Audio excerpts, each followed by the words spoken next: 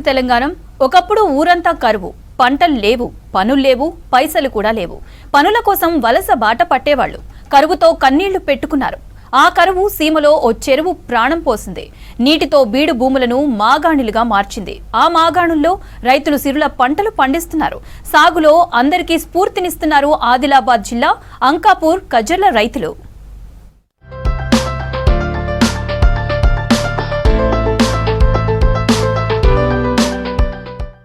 ఇక్కడ మనం చూస్తుంది ఆదిలాబాద్ జిల్లా తలమడుగు మండలం కజ్జర్ల గ్రామం. ఇక్కడ మొత్తం 3000 జనాభా ఉంటుంది. 18 ఏళ్ల క్రితం ఇది కరువు పల్లె. ఊర్లో పంటలు పండేవి కావు. కూలీకి వెళ్దామంటే పనులు దొరికేవి కావు. వర్షాకాలంలో కొందరు రైతులు పంటలు పండించేవారు. అవి కూడా వర్షం పడితే చేతికొచ్చేవి, లేదంటే పంటపై ఆశలు వదులుకోవాల్సిందే. ఇక్కడ 70% రైతుల పరిస్థితి దయనీయం. పని చేయటానికి ఆదిలాబాద్కు వలస వెళ్లేవాళ్లు, మరికొందరు పక్క గ్రామాలకు కూలీకి వెళ్లేవాళ్లు.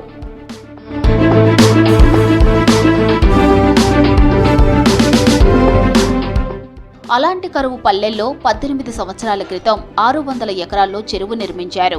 ఆ చెరువు కజ్జర్ల దశను మార్చింది. భవిష్యత్తుకు దిశను చూపింది. బీడు భూములకు సాగునీరు అందిస్తుంది. ఆ సాగునీరే పనికిరాని భూములను పసిడి భూములుగా మార్చింది. ప్రతి ఏటా పంటలు పండిస్తున్నారు. వర్షాకాలంలో పత్తి, మొక్కజొన్న పంటలు పండిస్తున్నారు.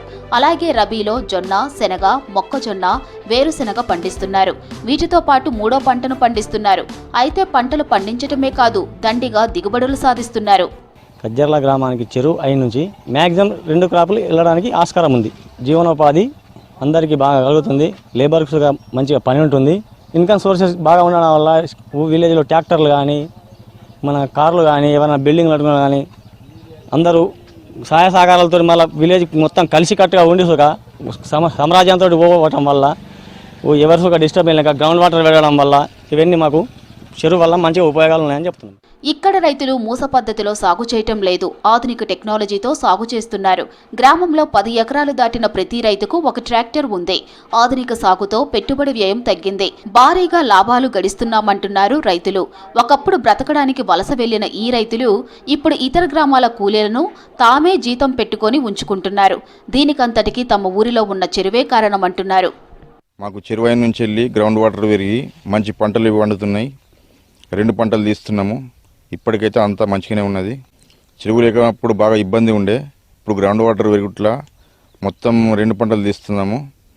మాకు ఇప్పటికైతే మంచిగానే ఉన్నాయి. కనిపించలేదు సార్, మాకైతే సరిపోయినాయి. 2 పంటలకు నీళ్లు సరిపోయినాయి.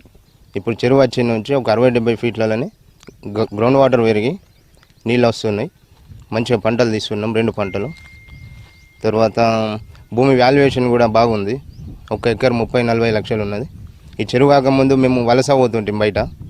ఇప్పుడు మేమే వేరే వాళ్ళని తెచ్చుకుంటున్నాం. బీహార్, ఇక్కడికి వెళ్ళి మహారాష్ట్ర. మంచిగా ఉన్నది చెరువుతో.